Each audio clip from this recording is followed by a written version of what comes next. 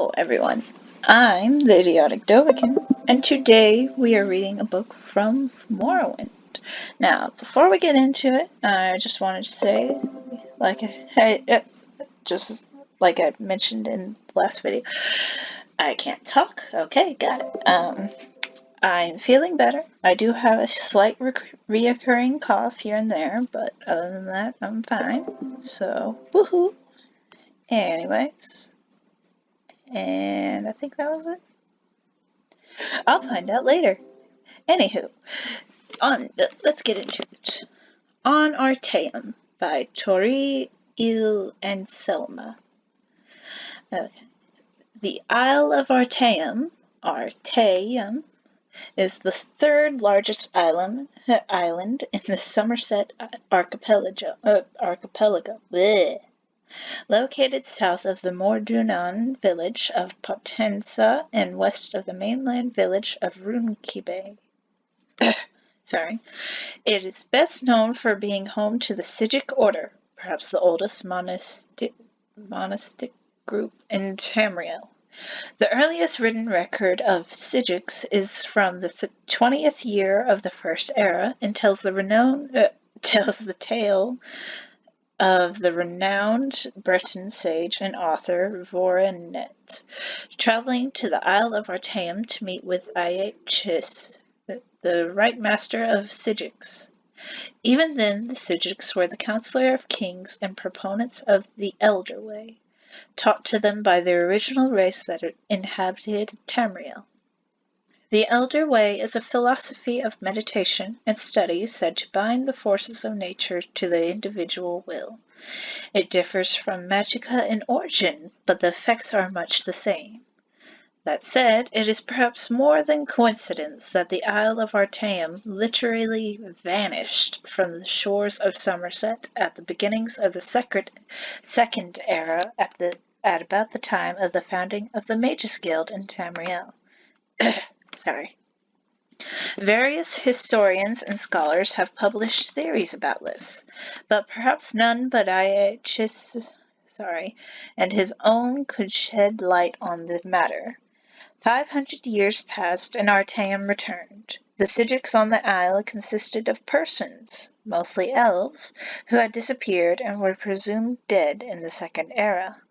They could not, or would not, offer any explanation for Artaeum's whereabouts during that time, or the fate of Aeachus, and the original Council of Artaeum. Currently, the Sijics are led by the lore master Solaris, who has presided over the Council of Artaeum for the last 250 years. The Council's influence in Tamrielian politics is tidal. The kings of Somerset, particularly those of Mordunan, have often sought the Sijics' opinion. Emperor Uriel V was much influenced by the council in the early, most glorious parts of his reign. Before his disastrous attack on Akavir, it has even been suggested that the fleet of King Orgham of Piondia, why do they have to have such weird names, was destroyed by a joint effort of Emperor Antiochus and the Sijic Order. The last four emperors, Uriel VI, Morihatha, Pelagus IV, and Uriel VII, have been suspicious of the Sijics enough to refuse ambassadors from the Isle of Artaeum within the imperial city. The Isle of Artaeum is difficult to chart geographically. It is said that it shifts continuously either at random or by decree of the council. Visitors to the island are so rare as to be almost unheard of. Anyone desirous of a meeting with a Sijic may find contacts in Potenza and Runkibe, as well as many of the kingdoms of Somerset. Were it more accessible, Artaeum would be a favored destination for travelers. I have been to the isle once and still dream of its idyllic orchards, and clear pastures. Its still and silent lagoons, its misty woodlands, and the unique Sijic architecture that seems to be as natural as its surroundings, as well as wondrous in its own right. The Sephora Tower in particular I would study, for it is a relic from a civilization